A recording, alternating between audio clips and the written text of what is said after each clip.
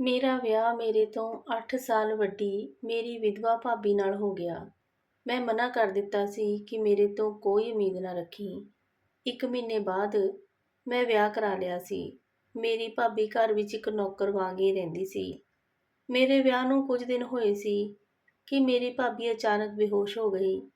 ਹਸਪਤਾਲ ਲੈ ਕੇ ਗਏ ਤਾਂ ਡਾਕਟਰ ਨੇ ਕਿਹਾ ਕਿ ਉਹ ਮਾਂ ਬਣਨ ਵਾਲੀ ਹੈ। ਇਹ ਸੁਣਦੇ ਹੀ ਮੇਰੇ ਪੈਰਾਂ ਥੱਲੋਂ ਜ਼ਮੀਨ ਖਿਸਕ ਗਈ। ਇਹ ਕਿੱਦਾਂ ਹੋ ਸਕਦਾ ਸੀ? ਕਿਉਂਕਿ ਮੇਰੀ ਭਾਬੀ ਨਾਲ ਮੇਰੇ 2 ਰਿਸ਼ਤੇ ਸੀ। ਮੇਰੀ ਭਾਬੀ ਮੇਰੀ ਮਾਸੀ ਦੀ ਧੀ ਵੀ ਸੀ। ਮੈਂ ਛੋਟੇ ਹੁੰਦੇ ਤੋਂ ਉਸ ਨੂੰ ਦੀਦੀ ਕਹਿੰਦਾ। ਜਦੋਂ ਭਰਾ ਦਾ ਵਿਆਹ ਹੋਇਆ ਤਾਂ ਮੈਂ ਹਮੇਸ਼ਾ ਉਹਨਾਂ ਦੀ ਇੱਜ਼ਤ ਕਰਦਾ ਸੀ। ਹਮੇਸ਼ਾ ਹੀ ਉਹਨਾਂ ਨੂੰ ਮਾਨ ਸਨਮਾਨ ਦਿੰਦਾ ਸੀ। ਮੇਰੇ ਭਰਾ ਤੇ ਭਾਬੀ ਦੇ ਵਿੱਚ ਬਹੁਤ ਪਿਆਰ ਸੀ। ਉਹਨਾਂ ਦੇ ਵਿਆਹ ਨੂੰ 6 ਸਾਲ ਹੋ ਗਏ ਸੀ। ਉਹਨਾਂ ਦੀ ਜ਼ਿੰਦਗੀ ਬਹੁਤ ਵਧੀਆ ਬੀਤ ਰਹੀ ਸੀ ਕਿ ਅਚਾਨਕ ਜ਼ਿੰਦਗੀ ਵਿੱਚ ਇੱਕ ਤੂਫਾਨ ਆ ਗਿਆ। ਮੇਰੀ ਭਾਬੀ ਬਾਂਝ ਸੀ। ਡਾਕਟਰ ਨੇ ਸਾਫ਼ ਕਹਿ ਦਿੱਤਾ ਸੀ ਕਿ ਉਹ ਕਦੀ ਮਾਂ ਨਹੀਂ ਬਣ ਸਕਦੀ। ਸਾਰੇ ਘਰ ਦੇ ਮੈਂਬਰ ਉਦਾਸ ਹੋ ਗਏ ਸੀ ਕਿਉਂਕਿ ਘਰ ਵਿੱਚ ਕੋਈ ਬੱਚਾ ਨਹੀਂ ਸੀ। ਸਭ ਨੂੰ ਭਾਬੀ ਤੋਂ ਬਹੁਤ ਉਮੀਦ ਸੀ ਤੇ ਬੱਚੇ ਦੀ ਇੱਛਾ ਹਰ ਕਿਸੇ ਨੂੰ ਹੁੰਦੀ ਹੈ। ਇਸ ਗੱਲ ਨੂੰ ਲੈ ਕੇ ਮੇਰੀ ਮਾਂ ਨੇ ਬਹੁਤ ਰੌਲਾ ਪਾਇਆ ਸੀ ਕਿ ਮੈਂ ਤਾਂ ਆਪਣੇ ਪੁੱਤ ਦੀ ਔਲਾਦ ਵੇਖਣੀ ਹੈ, ਆਪਣੇ ਪੁੱਤ ਦਾ ਦੂਜਾ ਵਿਆਹ ਕਰਨਾ ਹੈ। ਪਰ ਮੇਰੇ ਭਰਾ ਨੇ ਸਾਫ਼ ਮਨਾ ਕਰ ਦਿੱਤਾ ਸੀ ਕਿ ਉਹ ਕਦੀ ਦੂਜਾ ਵਿਆਹ ਨਹੀਂ ਕਰੇਗਾ। ਭਾਬੀ ਇਹ ਸਭ ਵੇਖ ਕੇ ਰੋਂਦੀ ਰਹਿੰਦੀ, ਕੁਝ ਨਾ ਕੁਝ ਕਹਿੰਦੀ। ਘਰ ਵਿੱਚ ਸਾਰੇ ਮੈਂਬਰ ਮੇਰੇ ਭਰਾ ਨੂੰ ਮਨਾ ਰਹੇ ਸੀ, ਪਰ ਉਹ ਕਹਿੰਦਾ ਸੀ ਕਿ ਮੈਂ ਆਪਣੀ ਘਰਵਾਲੀ ਨੂੰ ਬਹੁਤ ਪਿਆਰ ਕਰਦਾ। ਇਸੇ ਕਰਕੇ ਸਾਰੇ ਚੁੱਪ ਹੋ ਗਏ। ਫਿਰ ਕੁਝ ਅਜਿਹਾ ਹੋਇਆ ਕਿ ਸਭ ਦੀ ਜ਼ਿੰਦਗੀ ਹਿਲਾ ਕੇ ਰੱਖ ਦਿੱਤੀ। ਇੱਕ ਹਾਦਸੇ ਵਿੱਚ ਉਹਨਾਂ ਦੀ ਮੌਤ ਹੋ ਗਈ। ਮੇਰੀ ਮਾਂ ਹਰ ਸਮੇਂ ਭਾਬੀ ਨੂੰ ਕੋਸਦੀ ਰਹਿੰਦੀ, ਕਹਿੰਦੀ ਰਹਿੰਦੀ ਤੂੰ ਮਨਹੂਸ ਹੈ, ਤੇਰੇ ਕਰਕੇ ਮੇਰਾ ਪੁੱਤ ਮਰ ਗਿਆ, ਬਿਨਾਂ ਖੁਸ਼ੀਆਂ ਵੇਖੇ ਚਲਿਆ ਗਿਆ। ਭਾਬੀ ਨੂੰ ਘਰ ਤੋਂ ਬਾਹਰ ਕੱਢਣ ਦੀ ਕੋਸ਼ਿਸ਼ ਕਰਦੀ। ਮਾਂ ਦੀ ਇਹ ਹਰਕਤ ਨੂੰ ਵੇਖ ਕੇ ਮੇਰਾ ਪਿਓ ਗੁੱਸੇ ਹੋ ਜਾਂਦਾ ਤੇ ਮਾਂ ਨੂੰ ਕਹਿੰਦਾ ਕਿ ਜਦੋਂ ਤੱਕ ਇਸ ਦੀ ਮਰਜ਼ੀ ਹੈ ਇਹ ਇੱਥੇ ਹੀ ਰਹੂਗੀ, ਕਿਤੇ ਨਹੀਂ ਜਾਊਗੀ, ਚਾਹੇ ਕਿਸੇ ਨੂੰ ਮਨਹੂਸ ਲੱਗੇ। ਮੇਰੇ ਪਿਓ ਦੀ ਇਸ ਗੱਲ ਤੇ ਮੇਰੀ ਮਾਂ ਜ਼ਿਆਦਾ ਗੁੱਸੇ ਹੋ ਗਈ ਸੀ ਅਤੇ ਫੈਸਲਾ ਕੀਤਾ ਸੀ ਕਿ ਛੋਟੇ ਪੁੱਤ ਦਾ ਵਿਆਹ ਜਦੋਂ ਹੋਊਗਾ ਤਾਂ ਮੈਂ ਇਸ ਨੂੰ ਘਰੋਂ ਕੱਢ ਦਾਂਗੀ। ਪਰ ਮੈਨੂੰ ਆਪਣੀ ਭਾਬੀ ਤੇ ਬਹੁਤ ਤਰਸ ਆਉਂਦਾ ਸੀ। ਮੈਂ ਮਾਂ ਨੂੰ ਰੋਕਦਾ ਰਹਿੰਦਾ ਸੀ, ਪਰ ਉਹ ਮੰਨਦੀ ਹੀ ਨਹੀਂ ਸੀ, ਸਗੋਂ ਮੇਰੇ ਤੇ ਸ਼ੱਕ ਕਰਦੀ ਸੀ। ਇਸ ਲਈ ਹੁਣ ਮੈਂ ਮਾਂ ਨੂੰ ਕਹਿਣਾ ਹੀ ਛੱਡ ਦਿੱਤਾ ਸੀ ਕਿ ਉਹ ਆਪਣੇ ਕਰਮਾਂ ਦੀ ਆਪ ਜ਼ਿੰਮੇਵਾਰ ਹੈ। ਇਸੇ ਤਰ੍ਹਾਂ ਰਿਸ਼ਤੇਦਾਰੀ ਵਿੱਚ ਮੈਨੂੰ ਇੱਕ ਕੁੜੀ ਬਹੁਤ ਪਸੰਦ ਸੀ। ਮੈਂ ਮਾਂ ਨੂੰ ਉੱਥੇ ਰਿਸ਼ਤਾ ਭੇਜਣ ਲਈ ਕਹਿੰਦਾ ਸੀ, ਪਰ ਮੇਰੀ ਮਾਂ ਮੈਨੂੰ ਇਸ ਗੱਲ ਤੋਂ ਮਨਾ ਕਰ ਦਿੰਦੀ ਸੀ। ਪਹਿਲਾਂ ਤਾਂ ਮੈਨੂੰ ਇਹ ਸੀ ਕਿ ਮੇਰੀ ਮਾਂ ਨੂੰ ਇਸ ਗੱਲ ਤੋਂ ਕੋਈ ਇਤਰਾਜ਼ ਨਹੀਂ ਹੋਊਗਾ ਕਿਉਂਕਿ ਉਹ ਮਾਂ ਦੇ ਰਿਸ਼ਤੇਦਾਰ ਸੀ। ਮਾਂ ਦੀ ਉਹਨਾਂ ਨਾਲ ਬਹੁਤ ਬਣਦੀ ਸੀ। ਕਈ ਵਾਰੀ ਗੱਲਾਂ-ਗੱਲਾਂ ਵਿੱਚ ਮਾਂ ਨੇ ਮੈਨੂੰ ਕਿਹਾ ਸੀ ਕਿ ਉਹ ਮੈਨੂੰ ਨੂੰਹ ਦੇ ਰੂਪ ਵਿੱਚ ਬਹੁਤ ਸੋਹਣੀ ਲੱਗਦੀ ਆ। ਉਸ ਵਕਤ ਮੈਂ ਮਾਂ ਨੂੰ ਕੁਝ ਨਾ ਕਹਿੰਦਾ ਤੇ ਨਾ ਹੀ ਆਪਣੀ ਪਸੰਦ ਦੱਸਦਾ ਸੀ। ਜਦ ਮਾਂ ਮੇਰਾ ਕੰਮ ਆਪ ਹੀ ਕਰ ਰਹੀ ਸੀ ਤਾਂ ਮੈਂ ਕਿਉਂ ਬੋਲਾਂ, ਜਦੋਂ ਕਿ ਮਾਂ ਨੇ ਸਾਫ਼ ਕਹਿ ਦਿੱਤਾ ਸੀ ਕਿ ਜਦੋਂ ਤੱਕ ਭਾਬੀ ਘਰ ਵਿੱਚ ਹੈ ਕੋਈ ਖੁਸ਼ੀ ਦੀ ਗੱਲ ਨਹੀਂ ਹੋਊਗੀ। ਇਸ ਲਈ ਮੈਂ ਚੁੱਪ ਸੀ। ਸਮਾਂ ਬੀਤਦਾ ਜਾ ਰਿਹਾ ਸੀ। ਇੱਦਾਂ ਹੀ ਕਈ ਮਹੀਨੇ ਬੀਤ ਗਏ। ਮੈਨੂੰ ਉਦੋਂ ਹੈਰਾਨੀ ਹੋਈ ਜਦੋਂ ਮਾਂ ਦਾ ਰੂਪ ਇੱਕਦਮ ਬਦਲ ਗਿਆ। ਹੁਣ ਮੈਂ ਬਹੁਤ ਖੁਸ਼ ਸੀ। ਮਾਂ ਤੇ ਭਾਬੀ ਆਪਸ ਵਿੱਚ ਮਿਲ ਕੇ ਰਹਿੰਦੀਆਂ। ਇੱਦਾਂ ਹੀ 4 ਮਹੀਨੇ ਬੀਤ ਗਏ ਸੀ। ਮੈਨੂੰ ਲੱਗਦਾ ਸੀ ਕਿ ਸ਼ਾਇਦ ਮੇਰੇ ਪਿਓ ਦੇ ਕਰਕੇ ਮੇਰੀ ਮਾਂ ਚੁੱਪ ਹੋ ਗਈ ਸੀ। ਮੈਂ ਵੀ ਖੁਸ਼ ਸੀ ਕਿ ਮੇਰੇ ਭਰਾ ਦੀ ਆਤਮਾ ਨੂੰ ਸਕੂਨ ਮਿਲੂਗਾ।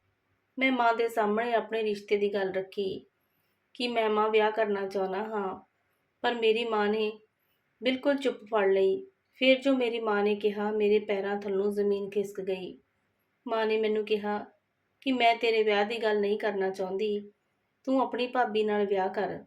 ਉਹਨਾਂ ਦੀ ਗੱਲ ਸੁਣਦੇ ਹੀ ਮੈਂ ਹੈਰਾਨ ਹੋ ਗਿਆ ਸੀ ਕਿ ਮਾਂ ਇਹ ਕਿੱਦਾਂ ਹੋ ਸਕਦਾ, ਮੈਂ ਉਹਨਾਂ ਦੇ ਨਾਲ ਵਿਆਹ ਨਹੀਂ ਕਰ ਸਕਦਾ। ਮਾਂ ਨੇ ਕਿਹਾ ਕਿ ਤੈਨੂੰ ਵਿਆਹ ਕਰਨਾ ਹੀ ਪੈਣਾ। ਜਦੋਂ ਮਾਂ ਨਾ ਮੰਨੀ ਤਾਂ ਮੈਂ ਸਾਰੀ ਗੱਲ ਆਪਣੇ ਪਿਓ ਨੂੰ ਦੱਸੀ। ਮੇਰਾ ਪਿਓ ਬਹੁਤ ਹੈਰਾਨ ਰਹਿ ਗਿਆ ਸੀ। ਉਸ ਨੂੰ ਵੀ ਯਕੀਨ ਨਹੀਂ ਹੋ ਰਿਹਾ ਸੀ ਕਿ ਅਚਾਨਕ ਮਾਂ ਨੂੰ ਕੀ ਹੋ ਗਿਆ। ਉਹਨਾਂ ਨੇ ਮੈਨੂੰ ਮਨਾ ਲਿਆ ਸੀ।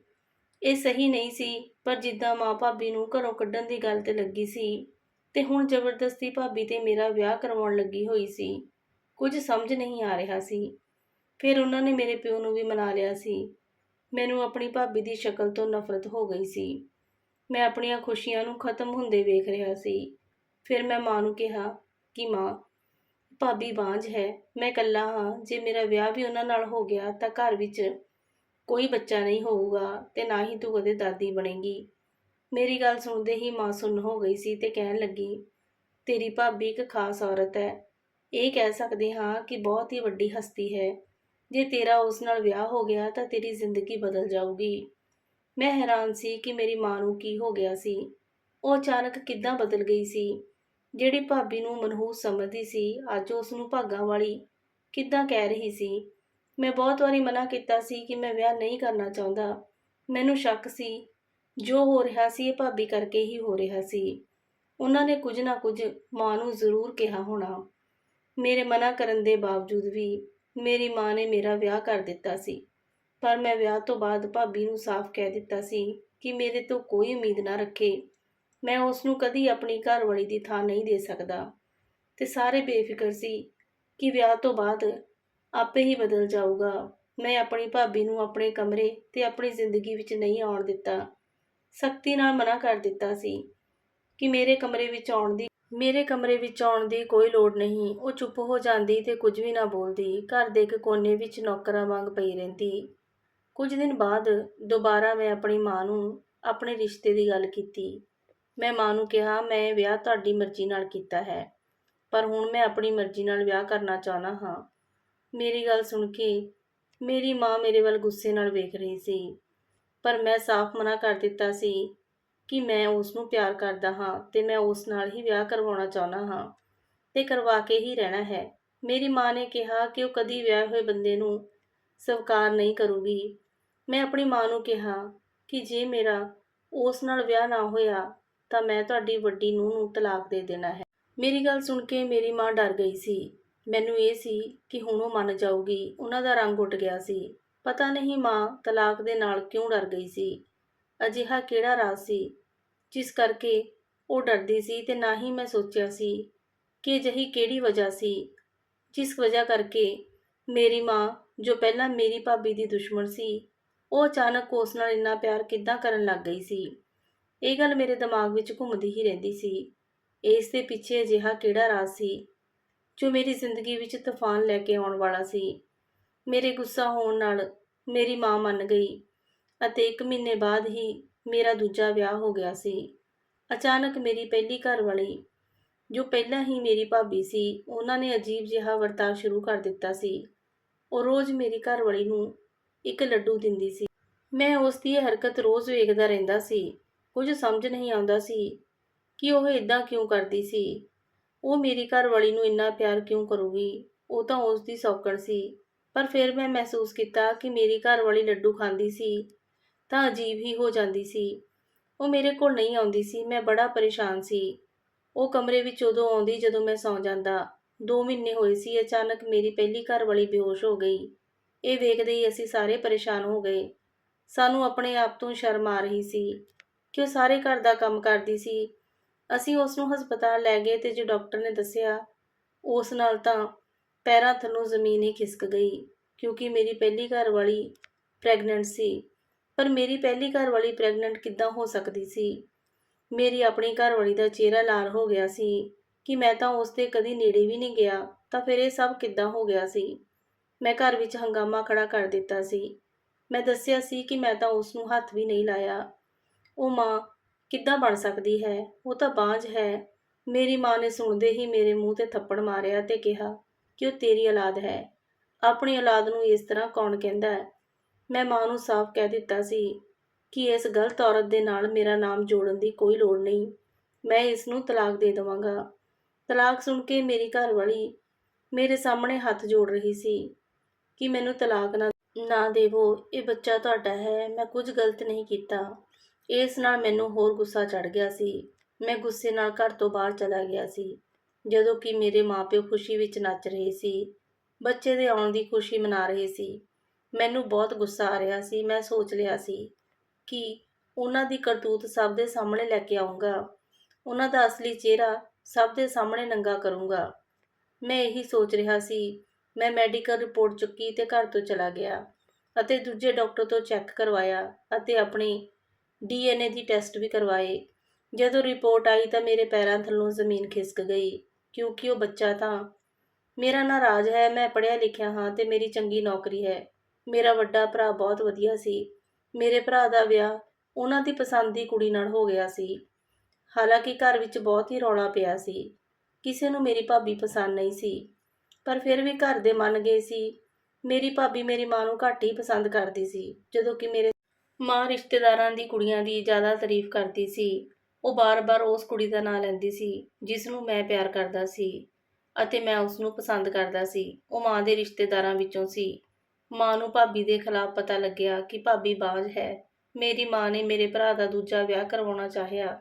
ਮੇਰੇ ਭਰਾ ਨੇ ਸਾਫ਼ ਮਨਾ ਕਰ ਦਿੱਤਾ ਸੀ। ਉਹ ਭਾਬੀ ਨੂੰ ਬਹੁਤ ਪਿਆਰ ਕਰਦਾ ਸੀ। ਫਿਰ ਅਚਾਨਕ ਇੱਕ ਐਕਸੀਡੈਂਟ ਵਿੱਚ ਉਸ ਦੀ ਮੌਤ ਹੋ ਗਈ। ਮੇਰੀ ਮਾਂ ਮੇਰੀ ਭਾਬੀ ਨੂੰ ਬਿਲਕੁਲ ਪਸੰਦ ਨਹੀਂ ਕਰਦੀ ਸੀ।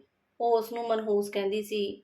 ਉਹ ਉਸ ਦੇ ਅੱਗੇ ਪਿੱਛੇ ਕੋਈ ਵੀ ਨਹੀਂ ਸੀ, ਬਸ ਉਹ ਰੋਂਦੀ ਰਹਿੰਦੀ ਸੀ। ਪਰ ਹੁਣ ਜੋ ਮੇਰੀ ਮਾਂ ਭਾਬੀ ਵੀ ਸਾਰਾ ਦਿਨ ਬੁਰਾਈ ਕਰਦੀ ਸੀ, ਉਹ ਉਸ ਦੀ ਤਾਰੀਫ ਕਰਨ ਲੱਗੀ ਸੀ। ਇੱਥੋਂ ਤੱਕ ਕਿ ਮੇਰਾ ਵਿਆਹ ਵੀ ਉਸ ਨਾਲ ਕਰਵਾਉਣ ਲਈ ਤਿਆਰ ਹੋ ਗਈ ਸੀ। ਮੇਰੀ ਇੱਕ ਨਾ ਚੱਲੀ ਤੇ ਮੇਰਾ ਵਿਆਹ ਉਸ ਦੇ ਨਾਲ ਕਰ ਦਿੱਤਾ, ਜੋ ਕਿ ਮੇਰੇ ਤੋਂ ਪੂਰੇ 8 ਸਾਲ ਵੱਡੀ ਸੀ। ਮੈਂ ਉਹਨਾਂ ਦੀ ਬਹੁਤ ਇੱਜ਼ਤ ਕਰਦਾ ਸੀ ਤੇ ਮੈਂ ਉਹਨਾਂ ਨੂੰ ਆਪਣੀ ਘਰਵਾਲੀ ਦੇ ਤੌਰ 'ਤੇ ਸਵੀਕਾਰ ਨਹੀਂ ਕਰ ਸਕਦਾ ਸੀ। ਇਸ ਲਈ ਕਦੀ ਉਹਨਾਂ ਨੂੰ ਆਪਣੇ ਕਮਰੇ ਵਿੱਚ ਤੇ ਆਪਣੇ ਕੋਲ ਹੀ ਨਹੀਂ ਆਉਣ ਦਿੱਤਾ। ਮੇਰੀ ਸ਼ਰਤ ਵੀ ਸੀ ਪਰ ਮੈਂ ਹੈਰਾਨ ਸੀ ਕਿ ਆਖਰ ਮੇਰੀ ਮਾਂ ਇੰਨੀ ਦਿਆਲੂ ਕਿੱਦਾਂ ਹੋ ਸਕਦੀ ਸੀ। ਪਹਿਲਾਂ ਤਾਂ ਉਹ ਮਾਂ ਨਾਲ ਬਹੁਤ ਨਾਰਾਜ਼ ਸੀ। ਇਹ ਬਸ ਨਾਮ ਦਾ ਹੀ ਵਿਆਹ ਸੀ। ਕਾਫੀ ਸੋਚ ਵਿਚਾਰ ਤੋਂ ਬਾਅਦ ਮੇਰੀ ਮਾਂ ਵਿਆਹ ਲਈ ਮੰਨ ਗਈ ਸੀ ਅਤੇ ਮੇਰਾ ਵਿਆਹ ਹੋ ਗਿਆ ਸੀ। ਪਰ ਉਹ ਕਹਿੰਦੀ ਹੁੰਦੀ ਸੀ ਕਿ ਉਸ ਕੁੜੀ ਨੇ ਤੇਰੇ ਨਾਲ ਵਿਆਹ ਨਹੀਂ ਕਰਵਾਉਣਾ, ਕਿਉਂਕਿ ਤੇਰਾ ਵਿਆਹ ਹੋਇਆ ਹੈ। ਪਰ ਉਹ ਜ਼ਬਰਦਸਤੀ ਕਰਨ ਨਾਲ ਮੇਰਾ ਵਿਆਹ ਉਸ ਨਾਲ ਕਰਵਾਉਣ ਲਈ ਤਿਆਰ ਹੋ ਗਈ ਸੀ। ਵਿਆਹ ਤੋਂ ਬਾਅਦ ਮੇਰੀ ਭਾਬੀ ਮੇਰੀ ਘਰਵਾਲੀ ਦਾ ਬਹੁਤ ਧਿਆਨ ਰੱਖਦੀ ਸੀ। ਉਸ ਨਾਲ ਗੱਲਾਂ ਕਰਦੀ, ਖਾਸ ਕਰਕੇ ਮੇਰੀ ਭਾਬੀ ਉਸ ਨੂੰ ਲੱਡੂ ਦਿੰਦੀ ਸੀ ਤੇ ਮੇਰੀ ਘਰਵਾਲੀ ਲੱਡੂ ਖਾਂਦੀ ਤਾਂ ਮੇਰੇ ਕੋਲ ਹੀ ਨਾ ਆਉਂਦੀ। ਰੋਜ਼ ਉਹ ਇਹੀ ਸਮਝਦੀ ਕਿ ਮੈਂ ਸੌਂ ਰਿਹਾ ਹਾਂ, ਫੇਰ ਹੀ ਕਮਰੇ ਵਿੱਚ ਆਉਂਦੀ ਸੀ। ਉਸ ਤੋਂ ਬਾਅਦ ਮੈਂ ਬਹੁਤ ਪਰੇਸ਼ਾਨ ਹੋ ਗਿਆ ਸੀ। ਹੁਣ ਮੈਨੂੰ ਯਕੀਨ ਹੋ ਗਿਆ ਸੀ ਕਿ ਇਹ ਸਭ ਮੇਰੀ ਭਾਬੀ ਕਰ ਰਹੀ ਹੈ। ਪਰ ਇਸ ਤੋਂ ਪਹਿਲਾਂ ਮੈਂ ਕੋਈ ਕਦਮ ਚੁੱਕਦਾ, ਉਸ ਨੂੰ ਕੁਝ ਕਹਿੰਦਾ, ਪਤਾ ਲੱਗਾ ਕਿ ਉਹ ਮਾਂ ਬਣਨ ਵਾਲੀ ਸੀ। ਮੈਂ ਬਾਰ-ਬਾਰ ਕਿਹਾ ਕਿ ਇਹ ਬੱਚਾ ਮੇਰਾ ਨਹੀਂ, ਪਰ ਕਿਸੇ ਨੇ ਸੱਚ ਨਾ ਮੰਨਿਆ। ਹੁਣ ਮੈਂ DNA ਟੈਸਟ ਕਰਵਾਇਆ, ਪਰ ਜੋ ਗੱਲ ਸਾਹਮਣੇ ਆਈ, ਮੇਰੀ ਰੂਹ ਕੰਬ ਗਈ ਸੀ। ਮੈਂ ਬਾਰ-ਬਾਰ ਰਿਪੋਰਟ ਵੇਖ ਰਿਹਾ ਸੀ, ਜੋ ਉਸ 'ਤੇ ਲਿਖਿਆ ਸੀ। ਉਸ ਨੂੰ ਬਾਰ-ਬਾਰ ਪੜ੍ਹ ਰਿਹਾ ਸੀ, ਪਰ ਹੁਣ ਮੈਨੂੰ ਯਕੀਨ ਨਹੀਂ ਆ ਰਿਹਾ ਸੀ ਕਿ ਇਹ ਸੱਚ ਹੈ। ਮੇਰਾ ਦਿਮਾਗ ਘੁੰਮਣ ਲੱਗਾ ਸੀ। ਇਹ ਸਭ ਕਿੱਦਾਂ ਹੋ ਗਿਆ ਸੀ? ਮੈਂ ਘਰ ਜਾਣ ਲੱਗਾ। ਸੋਚ ਲਿਆ ਸੀ ਕਿ ਹੁਣ ਮੈਂ ਭਾਬੀ ਦਾ ਅਸਲੀ ਚਿਹਰਾ ਸਭ ਦੇ ਸਾਹਮਣੇ ਲੈ ਕੇ ਆਵਾਂਗਾ ਅਤੇ ਉਸ ਨੂੰ ਤਲਾਕ ਦੇ ਕੇ ਘਰੋਂ ਕੱਢ ਦੇਵਾਂਗਾ। ਮੈਂ ਸਿੱਧਾ ਉਸ ਦੇ ਕਮਰੇ ਵਿੱਚ ਗਿਆ, ਪਰ ਅੰਦਰੋਂ ਆ ਰਹੀ ਆਵਾਜ਼ ਨੇ ਮੇਰੇ ਕਦਮ ਰੋਕ ਦਿੱਤੇ। ਮੈਂ ਅੰਦਰੋਂ ਕਮਰੇ ਵਿੱਚੋਂ ਰੋਂਦਾ ਹੋਇਆ ਗਿਆ। ਜੋ ਸੱਚਾਈ ਮੇਰੇ ਸਾਹਮਣੇ ਆਈ, ਉਸ ਨੇ ਮੈਨੂੰ ਤੋੜ ਕੇ ਰੱਖ ਦਿੱਤਾ। ਮੇਰੇ ਨਾਲ ਬਹੁਤ ਵੱਡਾ ਧੋਖਾ ਹੋਇਆ ਸੀ। ਜਦੋਂ ਕਿ ਮੇਰੀ ਘਰਵਾਲੀ ਮੇਰੇ ਕੋਲ ਆਈ ਤੇ ਕਹਿਣ ਲੱਗੀ ਕਿ ਮੈਨੂੰ ਤਲਾਕ ਚਾਹੀਦਾ ਹੈ। ਉਸ ਦੀ ਗੱਲ ਤੇ ਮੈਂ ਉਸ ਨੂੰ ਦੇਖਿਆ। ਕਮਰੇ ਵਿੱਚੋਂ ਆਉਂਦੇ ਹੀ ਮੇਰੀ ਮਾਂ ਦਹਿਲ ਗਈ ਸੀ। ਕਹਿਣ ਲੱਗੀ, ਇਹ ਤੂੰ ਕਿੱਦਾਂ ਦੀਆਂ ਗੱਲਾਂ ਕਰ ਰਿਹਾ ਹੈ? ਪਰ ਮੈਂ ਆਪਣੀ ਉਸ ਘਰਵਾਲੀ ਨੂੰ ਵੇਖਿਆ ਜਿਸ ਨੂੰ ਮੈਂ ਬਹੁਤ ਪਿਆਰ ਕਰਦਾ ਸੀ। ਉਸ ਨੇ ਜੋ ਮੇਰੇ ਨਾਲ ਕੀਤਾ ਸੀ, ਉਹ ਬਹੁਤ ਵੱਡਾ ਸੀ ਤੇ ਮੈਂ ਕਦੀ ਨਹੀਂ ਭੁੱਲ ਸਕਦਾ ਸੀ। ਮੇਰੇ ਤੋਂ ਬਾਰ-ਬਾਰ ਤਲਾਕ ਮੰਗ ਰਹੀ ਸੀ। ਮੈਂ ਉਸ ਨੂੰ ਬਿਨਾਂ ਕੁਝ ਸੋਚੇ ਤਲਾਕ ਦੇ ਦਿੱਤਾ। ਮੇਰੀ ਮਾਂ ਤੇ ਮੇਰੀ ਘਰਵਾਲੀ ਮੈਨੂੰ ਦੇਖ ਰਹੀਆਂ ਸੀ। ਉਹ ਰੋਂਦੀ ਹੋਈ ਆਪਣੇ ਕਮਰੇ ਵਿੱਚ ਸਮਾਨ ਚੁੱਕਣ ਲੱਗੀ। ਮੇਰੀ ਮਾਂ ਨੇ ਮੇਰੇ ਮੂੰਹ ਤੇ ਥੱਪੜ ਮਾਰਿਆ ਤੇ ਕਿਹਾ ਕਿ ਹੁਣ ਮੈਂ ਆਪਣੀ ਸਹੇਲੀ ਨੂੰ ਕੀ ਜਵਾਬ ਦਊਂਗੀ। ਉਹ ਮੇਰਾ ਜੀਣਾ ਹਰਾਮ ਕਰ ਦਊਗੀ। ਮੈਂ ਮਾਂ ਦੀ ਗੱਲ ਸੁਣਦੇ ਹੋਏ ਰੋਂਦੇ ਹੋਏ ਕਿਹਾ ਕਿ ਮੈਨੂੰ ਸੱਚ ਨਹੀਂ ਆ ਰਿਹਾ ਕਿ ਇਹ ਸਭ ਤੁਸੀਂ ਜਾਣਬੁੱਝ ਕੇ ਕੀਤਾ ਹੈ। ਮੈਂ ਆਪਣੀ ਮਾਂ ਨੂੰ ਕਿਹਾ ਕਿ ਮੇਰਾ ਦਿਲ ਕਰਦਾ ਹੈ ਕਿ ਮੈਂ ਭਾਬੀ ਨੂੰ ਤਲਾਕ ਦੇ ਦੇਵਾਂ ਤੇ ਤੁਹਾਨੂੰ ਛੱਡ ਕੇ ਚਲਾ ਜਾਵਾਂ। ਤੁਸੀਂ ਸਭ ਨੇ ਮਿਲ ਕੇ ਮੇਰੇ ਨਾਲ ਖੇਲ ਖੇਲਿਆ ਹੈ। ਮਾਂ ਨੇ ਡਰਦੇ-ਡਰਦੇ ਕਿਹਾ ਕਿ ਮੈਂ ਕੀ ਕੀਤਾ? ਮੈਂ ਮਾਂ ਨੂੰ ਕਿਹਾ ਕਿ ਮੈਨੂੰ ਸੱਚ ਦੱਸੋ, ਇਹ ਸਭ ਕੁਝ ਤੁਸੀਂ ਕਿਉਂ ਕੀਤਾ? ਮੈਨੂੰ ਸਭ ਪਤਾ ਲੱਗ ਗਿਆ ਹੈ। ਗੱਲ ਸੁਣ ਕੇ ਮੇਰੀ ਮਾਂ ਰੋਣ ਲੱਗੀ ਸੀ। ਫਿਰ ਮੈਨੂੰ ਸੱਚਾਈ ਦੱਸਣ ਲੱਗੀ। ਮੇਰੇ ਭਰਾ ਤੇ ਭਾਬੀ ਨੇ ਇੱਕ ਦੂਜੇ ਦੀ ਪਸੰਦ ਨਾਲ ਵਿਆਹ ਕੀਤਾ ਸੀ, ਪਰ ਭਾਬੀ ਨੂੰ ਮਾਂ ਪਸੰਦ ਨਹੀਂ ਸੀ, ਕਿਉਂਕਿ ਮੇਰਾ ਭਰਾ ਉਸ ਨੂੰ ਆਪਣੀ ਸਾਰੀ ਕਮਾਈ ਦਿੰਦਾ ਸੀ ਅਤੇ ਮੇਰੀ ਭਾਬੀ ਬਾਂਝ ਨਹੀਂ ਸੀ। ਇਹ ਗੱਲ ਮਾਂ ਨੂੰ ਨਹੀਂ ਪਤਾ ਸੀ, ਪਰ ਮੇਰੇ ਭਰਾ ਨੂੰ ਪਤਾ ਸੀ। ਪਰ ਮੇਰਾ ਭਰਾ ਉਸ ਨੂੰ ਕਹਿੰਦਾ ਸੀ ਕਿ ਜੇ ਤੂੰ ਕਿਸੇ ਨੂੰ ਦੱਸਿਆ ਤਾਂ ਮੈਂ ਤੈਨੂੰ ਤਲਾਕ ਦੇ ਦੇਵਾਂਗਾ। ਭਾਬੀ ਨੂੰ ਤਾਨੇ ਸੁਣਨੇ ਪੈਂਦੇ ਸੀ। ਫਿਰ ਮੇਰਾ ਭਰਾ ਇਸ ਦੁਨੀਆ ਤੋਂ ਚਲਾ ਗਿਆ ਸੀ ਅਤੇ ਮਾਂ ਨੇ ਇਹ ਕਸੂਰ ਵੀ ਮੇਰੀ ਭਾਬੀ ਦਾ ਹੀ ਕੱਢਿਆ। ਜਦੋਂ ਮਾਂ ਪਾਣੀ ਪੀਣ ਉੱਠੀ ਤਾਂ ਭਾਬੀ ਦੇ ਕਮਰੇ 'ਚੋਂ ਆਵਾਜ਼ ਸੁਣੀ ਤੇ ਅੰਦਰ ਗਈ। ਭਾਬੀ ਨੂੰ ਰੋਂਦੇ ਵੇਖਿਆ ਤਾਂ ਸਾਰਾ ਸੱਚ ਸੁਣਦੇ ਹੀ ਮਾਂ ਚੌਂਕ ਗਈ ਸੀ। ਉਸ ਨੂੰ ਆਪਣੇ ਵਰਤਾਅ 'ਤੇ ਸ਼ਰਮ ਆ ਰਹੀ ਸੀ। ਭਾਬੀ ਬਹੁਤ ਰੋ ਰਹੀ ਸੀ। ਉਹਨਾਂ ਨੇ ਮੇਰੀ ਭਾਬੀ ਤੋਂ ਮਾਫ਼ੀ ਮੰਗੀ ਤੇ ਫੈਸਲਾ ਕੀਤਾ ਕਿ ਉਹ ਇੱਥੋਂ ਚਲੀ ਜਾਏਗੀ। ਪਰ ਭਾਬੀ ਨਾਲ ਮੇਰੀ ਮਾਂ ਨੇ ਮੇਰਾ ਵਿਆਹ ਕਰ ਦਿੱਤਾ। ਮੈਂ ਆਪਣੀ ਘਰਵਾਲੀ ਦੀ ਹਰ ਗੱਲ ਮੰਨਦਾ ਸੀ। ਮੈਂ ਉਸ ਨੂੰ ਕਿਹਾ ਸੀ ਮੈਂ ਆਪਣੀ ਭਾਬੀ ਨੂੰ ਤਲਾਕ ਦੇ ਦੇਵਾਂਗਾ। ਉਹ ਮੇਰੀ ਮਾਂ ਦੀ ਸਹੇਲੀ ਦੀ ਧੀ ਸੀ। ਰਿਸ਼ਤਾ ਹੋਣ ਤੋਂ ਦੂਜੇ ਦਿਨ ਬਾਅਦ ਹੀ ਉਹ ਮੇਰੀ ਮਾਂ ਨੂੰ ਮਿਲਣ ਆਈ ਸੀ। ਉਸਨੇ ਦੱਸਿਆ ਸੀ ਉਹ ਕਿਸੇ ਹੋਰ ਨੂੰ ਪਿਆਰ ਕਰਦੀ ਹੈ। ਮੇਰੀ ਮਾਂ ਪਰੇਸ਼ਾਨ ਹੋ ਗਈ ਸੀ। ਮਾਂ ਨੇ ਉਸ ਨੂੰ ਕਿਹਾ ਸੀ ਕੁਝ ਸਮੇਂ ਲਈ ਵਿਆਹ ਕਰ ਲੈ। ਜਦੋਂ ਹਾਲਾਤ ਸਹੀ ਹੋਣਗੇ ਤਾਂ ਤੂੰ ਤਲਾਕ ਲੈ ਲਈ ਅਤੇ ਤਲਾਕ ਤੋਂ ਬਾਅਦ ਤੇਰੀ ਮਾਂ ਤੇਰਾ ਵਿਆਹ ਕਰਵਾ ਦੇਵੇਗੀ। ਨਹੀਂ ਤਾਂ ਉਹ ਕਿਸੇ ਨਾਲ ਵੀ ਤੇਰਾ ਵਿਆਹ ਨਹੀਂ ਕਰੂਗੀ। ਇਹ ਸੱਚ ਸੀ। ਸੀਮਾ ਜਿਸ ਨੂੰ ਪਸੰਦ ਕਰਦੀ ਸੀ ਉਹ ਬਹੁਤ ਹੀ ਗਰੀਬ ਘਰ ਦਾ ਮੁੰਡਾ ਸੀ। ਇਹ ਗੱਲ ਸੀਮਾ ਨੇ ਮੰਨ ਲਈ ਸੀ। ਮਾਂ ਨੇ ਸੋਚਿਆ ਸੀ ਜਦ ਇੱਕ ਵਾਰੀ ਵਿਆਹ ਹੋ ਗਿਆ ਤਾਂ ਸੀਮਾ ਉਸ ਮੁੰਡੇ ਨੂੰ ਭੁੱਲ ਜਾਊਗੀ। ਪਰ ਇਦਾਂ ਨਹੀਂ ਹੋਇਆ ਸੀ। ਉਸ ਨੇ ਇਸ ਰਿਸ਼ਤੇ ਨੂੰ ਸਵੀਕਾਰ ਹੀ ਨਹੀਂ ਕੀਤਾ ਸੀ।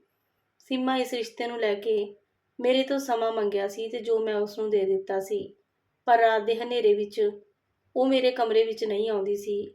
ਉਸ ਦੀ ਥਾਂ ਮੇਰੀ ਭਾਬੀ ਹੁੰਦੀ ਸੀ। ਇਹ ਉਹਨਾਂ ਦੀ ਸਾਜ਼ਿਸ਼ ਸੀ ਕਿਉਂਕਿ ਸੀਮਾ ਮੇਰੇ ਨਾਲ ਰਹਿਣ ਲਈ ਤਿਆਰ ਨਹੀਂ ਸੀ ਅਤੇ ਮੇਰੀ ਭਾਬੀ ਨਾਲ ਮੇਰਾ ਰਿਸ਼ਤਾ ਮਜ਼ਬੂਤ ਕਰਨ ਲਈ ਉਹ ਇਦਾਂ ਹੀ ਕਰ ਰਹੀ ਸੀ। ਸਵੇਰ ਹੁੰਦੇ ਹੀ ਸੀਮਾ ਕਮਰੇ ਵਿੱਚ ਆਉਂਦੀ ਤੇ ਭਾਬੀ ਆਪਣੇ ਕਮਰੇ ਵਿੱਚ ਚਲੀ ਜਾਂਦੀ। ਰਿਪੋਰਟ ਤੇ ਮੈਂ ਆਪਣੇ ਬੱਚਾ ਦੇਖ ਕੇ ਮੈਂ ਪੱਥਰ ਵਾਂਗ ਖੜਾ ਹੀ ਰਹਿ ਗਿਆ ਸੀ। ਪਰ ਜਦੋਂ ਮੈਂ ਘਰ ਆ ਕੇ ਉਹਨਾਂ ਦੀਆਂ ਗੱਲਾਂ ਸੁਣੀਆਂ ਤਾਂ ਮੇਰੀ ਹੈਰਾਨੀ ਦੀ ਕੋਈ ਹੱਦ ਹੀ ਨਾ ਰਹੀ।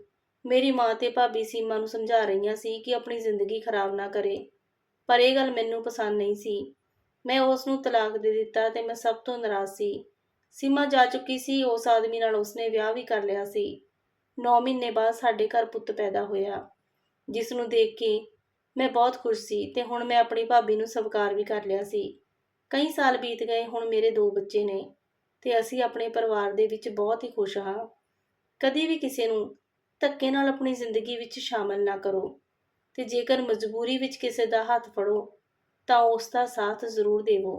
ਦੋਸਤੋ, ਕਹਾਣੀ ਚੰਗੀ ਲੱਗੀ ਤਾਂ ਲਾਈਕ ਸ਼ੇਅਰ ਕਰਿਓ। ਚੈਨਲ ਤੇ ਪਹਿਲੀ ਵਾਰੀ ਆਏ ਹੋ ਸਬਸਕ੍ਰਾਈਬ ਕਰਿਓ। ਫਿਰ ਮਿਲਾਂਗੇ ਸੋਹਣੀ ਜਿਹੀ ਕਹਾਣੀ ਨਾਲ। ਤਦ ਤੱਕ ਲਈ ਤੁਹਾਨੂੰ ਸਾਰਿਆਂ ਨੂੰ ਮੇਰੇ ਵੱਲੋਂ ਪਿਆਰ ਭਰੀ ਸਤਿ ਸ਼੍ਰੀ ਅਕਾਲ ਜੀ।